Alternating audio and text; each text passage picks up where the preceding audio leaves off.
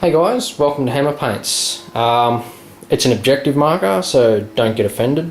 But anyway, I'm going to do this video is for Gun Barrel. He sent me a comment saying he would like to see some more Talk Dirty vids, and I thought, you know what, that's a great idea. I've got a lot of cool little version 3 tricks up my sleeve. That would be great. So let's get into it. This is a trick to help you have your gun teams survive a lot longer.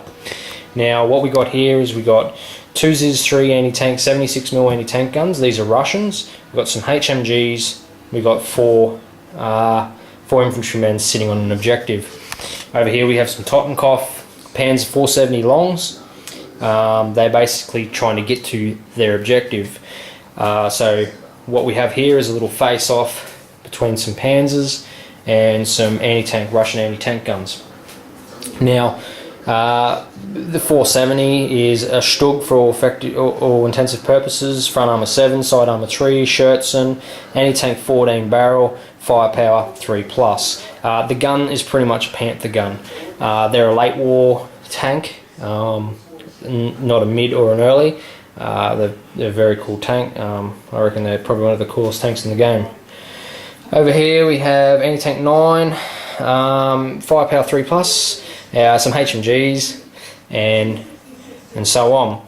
Now the Germans have just had their go. They've shot, they've killed some shit over here, some stuff's died, and now it's to the Russians' turn. Now the Russians have a rule called volley fire, and what volley fire does, anything within 16 inches, like those Panthers there, that's within a certain list. It's 76 mils, 122 mils, anti-tank rifles. They get what's called volley fire. They get to re-roll their misses within 16 inches. So these guys here have just sat back, they're dug in, gone to ground, and waited to the perfect opportunity before they reveal they're gone to ground, and now they're about to open fire on these tanks with their with all hell. Now in version 3, gone to ground means that if a gun team's gone to ground, they get a 3+ save, the same as an infantry. They've become very survivable. Now, I'm going to show you how to make them survive even better, and it's like this. Russians, these guys, it's their turn, they're going to shoot. Russians shoot. Okay. They get 2 shots, they get 2 shots. They shoot at the Panzers. They'll be needing their veterans, they need a 5. This one here, he misses once, he hits once, and with his re-rolls, he hits 1 tank. This guy here, he hits 2 tanks. There's 3 saves over there for the Panzers already. Now, at the same time, we're going to shoot the machine guns at the tanks as well, and you're going to be saying, Hammer, that's crazy, those machine guns aren't going to hurt those tanks. Well, you're definitely right, they're not. They're not going to do shit to the tanks. But what it's going to do, it's going to allow a little trick, a little loophole in the rules for you to be able to save these even better. So what happens is, they shoot. These gun teams all along here have given up their gone to ground now. They've shot. All these gun teams are now a 5+. If they're infantry, they're still gone to ground because they haven't shot. Only what shoots has lost its gone to ground. Now that's vital because now it's the Germans' turn. The Panzers save all this. Now they're getting 4 shots back. So they shoot back at these guys right here. This Panzer here, he hits twice. This Panzer hits once. Okay. They've nominated gun teams. Now that's very important because they want those guns gone. So they've nominated, okay, I nominate gun teams. Well, that's good. So that means all gun teams have to be allocated hits first.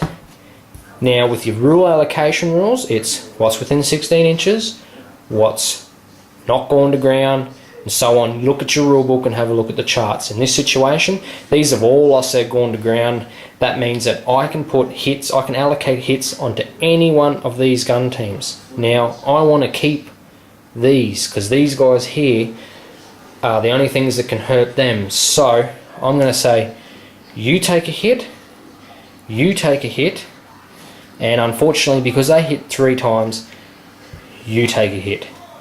Now just say he saves on a 6, and you lose the 2 HMGs. Well, you still got your 2 guns left. So not only have they fired, they've become more survivable in the fact that because I used these as well, I could allocate the hits on them. Now, if these guys were in the field, and because a lot of people go, oh, those machine guns, they're not going to do crap to that tank, why would I shoot them? Well, they don't shoot them. They nominate gun teams, boom. These guys have lost gone to ground. These are gone to ground. So they have to take the hits first. So there's 2. Then whatever's closest after that, that's gone to ground, means that that gun team there would have to take 1. So in the situation, what I've done, by making these 2 machine guns shoot, I've put hits on them first, and then 1 hit on the gun. If I didn't shoot the machine guns, it would have been 2 hits on these guns and 1 on the machine guns. Say I lose both of them, I've got these machine guns, I'm in deep shit. These Panzers just going to make their way into here. They're going to open fire with the machine guns because they only want hits. I got nothing here to hurt them, and they're just going to assault right through and take their objective.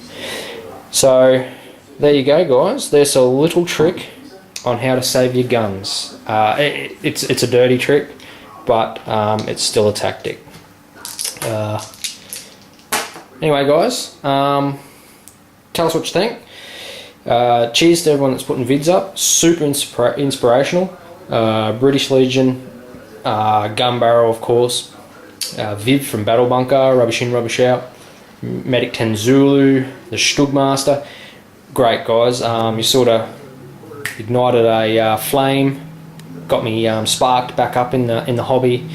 Tell me what you think of these little situations. I might, if they're any good, people like them, I'll set up a few more and do a few more of them.